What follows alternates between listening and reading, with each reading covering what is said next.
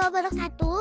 Halo teman-teman semuanya, salam edukasi. Bertemu lagi dengan kami kelompok 5. Pada video kemarin kami membahas mengenai teori-teori interaksi sosial, dan dalam video ini kita akan membahas mengenai kelompok. Selamat menyaksikan. Kelompok adalah kumpulan yang terdiri dari dua orang atau lebih yang terjalin dan saling terhubung satu dengan lainnya, yang saling tergantung satu sama lain.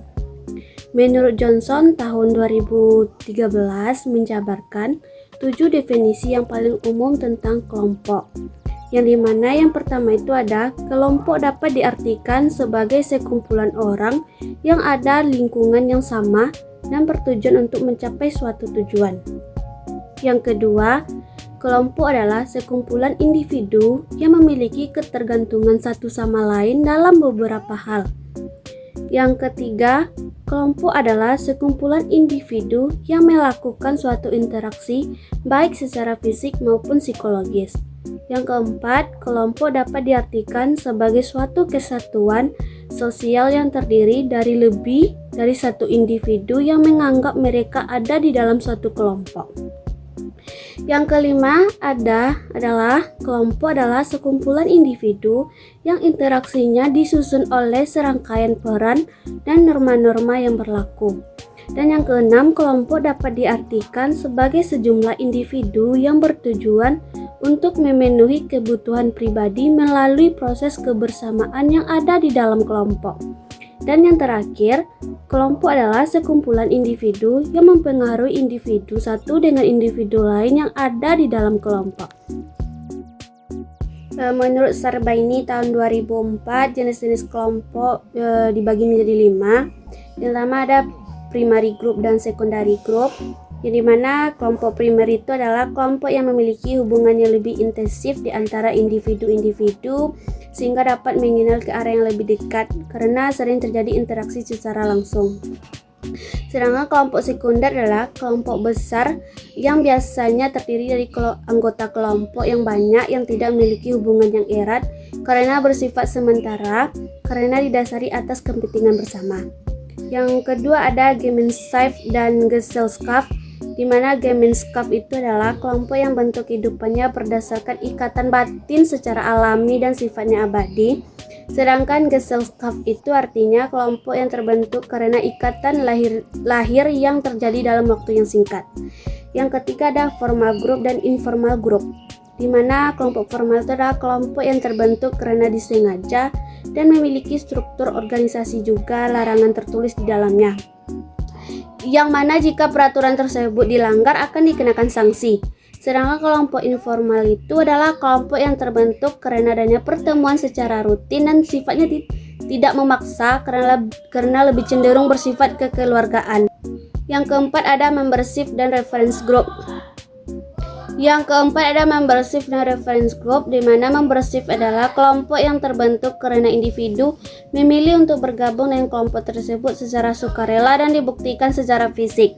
Sedangkan reference group itu yaitu kelompok yang memiliki aturan-aturan yang digunakan sebagai acuan bagi individu untuk membentuk dirinya sendiri seakan bagian dari kelompok tersebut.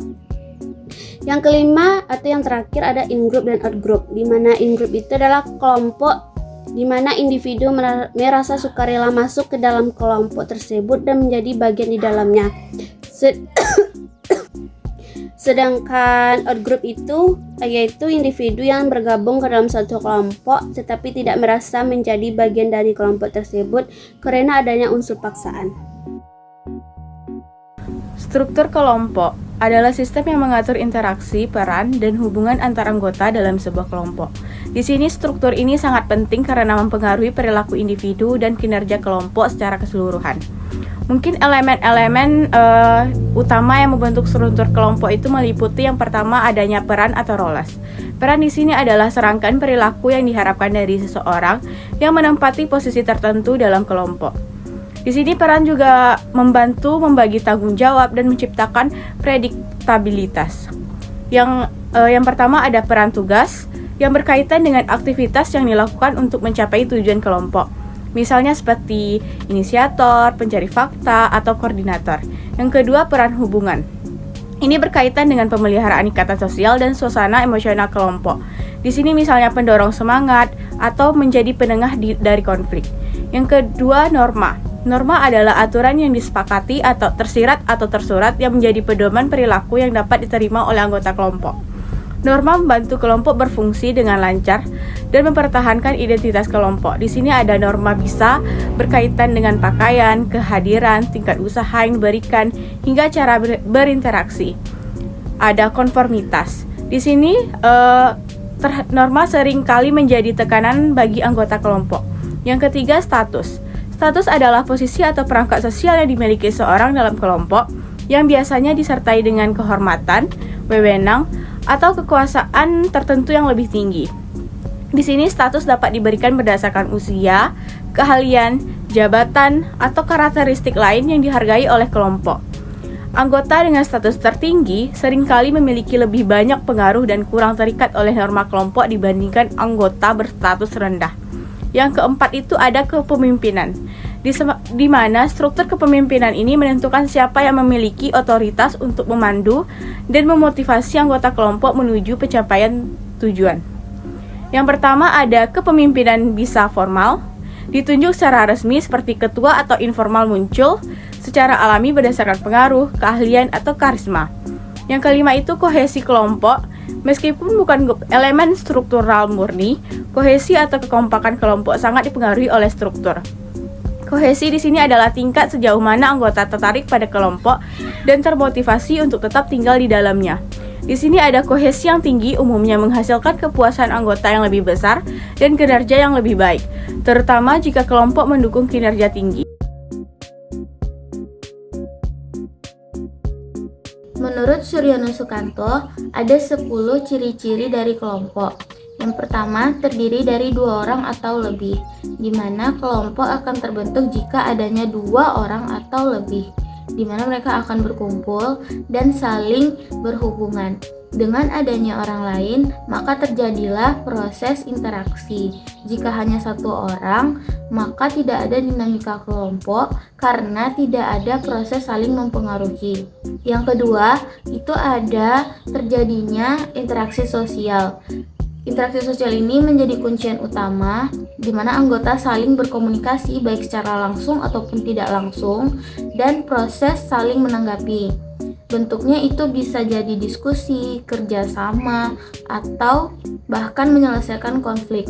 Dengan adanya interaksi sosial inilah, maka akan ada perkembangan dari hubungan sosial antar individu. Yang ketiga, memiliki tujuan dan kepentingan yang sama. Kelompok ini akan terbentuk jika ada tujuan yang sama, misalnya untuk belajar, untuk bekerja, ataupun untuk kegiatan sosial. Tujuan inilah yang akan menjadi perekat antar anggota. Jika kepentingan atau tujuannya berbeda, maka anggota kelompok akan mulai sibuk dengan pribadinya masing-masing. Yang keempat itu kesadaran sebagai bagian dari satu kesatuan sosial, di mana anggota kelompok ini sudah mulai melihat dirinya sebagai bagian dari kelompok. Dengan adanya kesadaran ini, maka timbullah rasa saling memiliki. Jadi, anggota kelompok tidak hanya melihat dirinya sebagai individu, tetapi menjadi bagian dari kesatuan sosial dengan ikatan emosional. Yang kelima, adanya hubungan timbal balik antar anggota. Dalam kelompok, setiap anggota itu saling mempengaruhi. Sikap, perilaku, ataupun keputusan akan berdampak kepada yang lain. Hubungan timbal balik ini membuat kelompok menjadi dinamis karena perubahan dari satu orang akan berdampak pada keseluruhan anggota kelompok. Yang keenam, memiliki struktur kelompok. Kelompok ini memiliki struktur sesuai dengan peran dan tanggung jawabnya masing-masing. Misalnya, ada ketua kelompok, ada wakil kelompok, ada sekretaris, ada bendahara, dan anggota-anggota divisi. Nah, dengan pembagian peran, setiap anggota kelompok akan memiliki tanggung jawab tertentu dalam mencapai tujuan dari kelompok. Yang ketujuh, itu memiliki norma atau aturan kelompok. Biasanya norma ini baik tertulis ataupun tidak tertulis dan sudah disepakati oleh seluruh anggota kelompok. Norma inilah yang akan menjadi pedoman kepada anggota agar interaksi dapat berjalan secara efektif. Jika melanggar norma atau aturan, maka akan dapat sanksi sosial ataupun pengucilan dari kelompok. Yang kedelapan itu adanya pola perilaku yang relatif tetap. Nah, interaksi yang secara berulang akan membentuk kebiasaan tertentu, misalnya cara menyelesaikan masalah dan cara berkomunikasi. Dengan adanya kebiasaan inilah yang akan menjadi perbedaan atau yang membedakan kelompok ini dengan kelompok lain. Yang kesembilan, memiliki nilai-nilai bersama, di mana anggota kelompok ini cenderung memiliki nilai, pandangan, ataupun sikap yang sejalan. Kesamaan ini yang memperkuat ikatan dan akan menjadi dasar untuk tindakan selanjutnya. Yang terakhir atau yang ke-10 itu ada hubungan dalam jangka waktu tertentu. Kelompok itu durasinya biasanya tidak sebentar. Jadi hubungan antar sosial anggota itu terbentuk dalam kurun waktu tertentu. Jadi ada kesempatan untuk menyesuaikan diri, untuk membuat keputusan bersama, dan membangun identitas kelompok. Semakin lama kelompok ini bersama-sama, maka semakin erat pula ikatan sosialnya. Posisi, peran, dan status dalam kelompok. Posisi dalam kelompok menurut Sujarno Sukanto, posisi adalah tempat atau kedudukan seseorang dalam struktur sosial kelompok yang menunjukkan letak individu tersebut dalam hubungan sosial dengan anggota lainnya. Di sini, posisi ini menentukan hak, kewajiban, serta tanggung jawab yang dimiliki seseorang dalam kelompok. Posisi membantu menciptakan keteraturan karena setiap anggota mengetahui kedudukannya masing-masing. Yang kedua, peran dalam kelompok menurut Ralph Linton. Peran adalah aspek dinamis dari status atau posisi sosial, yang artinya peran merupakan pola perilaku yang diharapkan dari seseorang sesuai dengan posisi yang dimilikinya dalam kelompok. Nah, jika posisi menunjukkan di mana seseorang berada, maka peran itu menunjukkan apa yang harus dilakukan oleh individu tersebut. Yang ketiga, status. Status dalam kelompok menurut Sujarno Sukanto, status ini adalah kedudukan seseorang dalam kelompok yang disertai dengan tingkat penghargaan atau prestis tertentu. Status menunjukkan seberapa besar pengakuan dan penghormatan yang diberikan kelompok kepada individu. Di sini, status ini dapat mempengaruhi pengaruh seseorang dalam proses pengambilan keputusan kelompok. Nah, menurut para ahli sosiologi, posisi, peran, dan status merupakan 3 unsur yang saling berkaitan dan tidak dapat dipisahkan dalam kehidupan kelompok. Posisi menentukan tempat seseorang dalam struktur kelompok, peran menentukan perilaku yang harus dijalankan sesuai posisi tersebut, sedangkan status menentukan tingkat penghargaan dan pengaruh sosial yang dimiliki seseorang. Ketika ketiga unsur ini berjalan seimbang, kelompok itu akan berfungsi secara efektif, harmonis, dan terorganisir. Masalah dalam kelompok serta implikasi terhadap layanan BK. Masalah dalam kelompok, terutama di lingkungan pendidikan atau sosial, sering muncul akibat dinamika interpersonal yang rumit. Isu-isu umum yang dihadapi, yang pertama itu konflik dan permusuhan. Ini mencangkup perselisihan, perbedaan pendapat yang tidak terselesaikan, hingga tindakan agresif seperti bully atau isolasi sosial terhadap anggota tertentu. Yang kedua, kesulitan komunikasi. Anggota kelompok gagal menyesuaikan ide secara jelas atau tidak efektif dalam mendengarkan. Yang terdampak lingkungan pada kualitas kerja sama dan penyelesaian tugas. Yang ketiga, rendahnya kohesivitas. Kelompok kurang memiliki rasa saling menerima dan menghargai, menyebabkan anggota merasa tidak nyaman, menarik diri, atau apatis terhadap tujuan bersama. Yang keempat itu ada isu peran dan kepemimpinan. Ketidakjelasan peran atau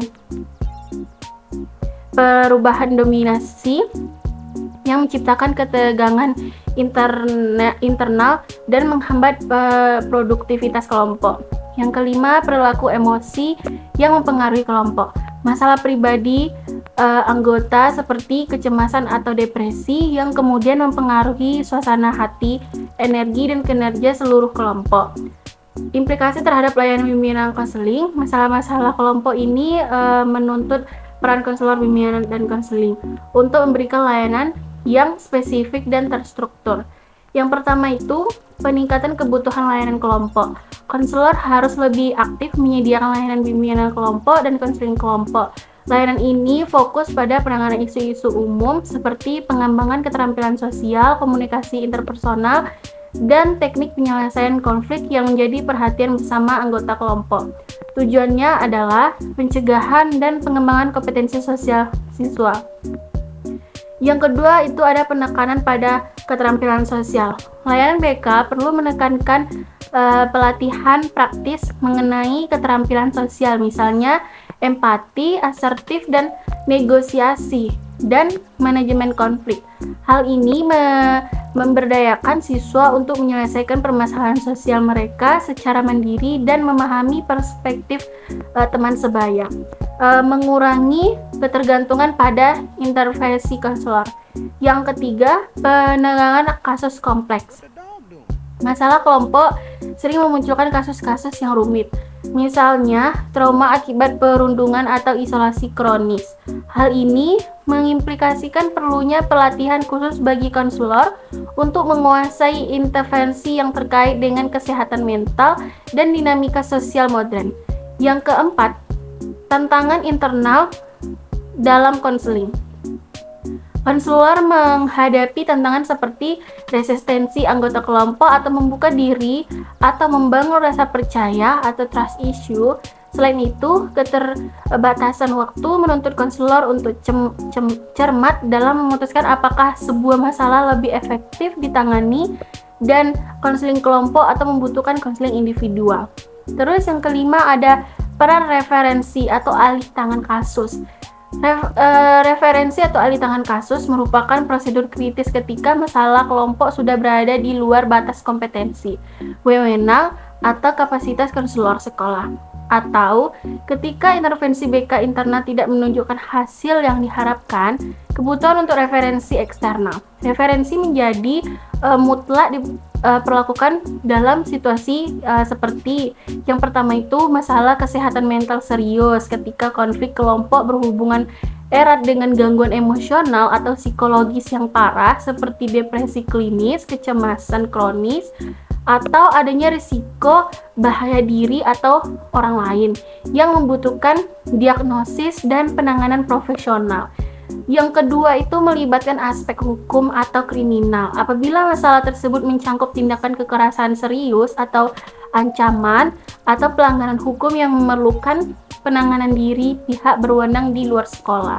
Yang ketiga itu membutuhkan intervensi medis atau psikiatri. Ketika anggota kelompok memerlukan penanganan medis atau psikoterapi dari psikolog, klinis, atau psikiater. Yang keempat, keterlibatan pihak luar. Jika konflik melibatkan individu di luar lingkungan sekolah atau memerlukan mediasi formal dari organisasi komunitas atau lembaga kesejahteraan. Contoh alih tangan kasusnya itu yang pertama untuk kasus konflik yang berujung pada pelanggaran hukum, referensi dapat dialihkan kepada kepolisian atau unit perlindungan anak. Yang kedua itu untuk masalah emosional atau mental yang parah, referensi harus ditunjukkan pada psikolog klinis atau psikiater. Yang ketiga untuk perilaku menyimpang atau memerlukan penanganan sosial dapat dialihkan ke lembaga kesejahteraan sosial anak atau LKSA. Pada intinya, masalah kelompok menuntutkan intervensi BK yang berlapis ketika lapisan internal atau bimbingan konseling kelompok atau individu tidak memadai, referensi eksternal memastikan individu yang bermasalah mendapatkan dukungan spesialis yang mereka butuhkan. Kesimpulan dari video ini yaitu kelompok adalah kumpulan yang terdiri dari dua orang atau lebih yang terjalin dan saling terhubung satu dengan yang lainnya. Dalam ilmu sosial, kita mengenal istilah makhluk sosial dan ini yang akan menunjukkan kepada kita bahwa kita tidak dapat hidup secara individualis dan kecenderungan akan mencari atau memerlukan bantuan dari pihak lain. Kemudian, setiap makhluk itu akan berkumpul, bermasyarakat, dan bersosial dengan kelompoknya masing-masing sesuai dengan karakter yang mereka miliki. Cukup sekian materi dari kelompok kami. Semoga dengan adanya materi ini dapat menambah wawasan bagi teman-teman. Terima kasih sudah menyaksikan. Assalamualaikum warahmatullahi wabarakatuh. Bye-bye.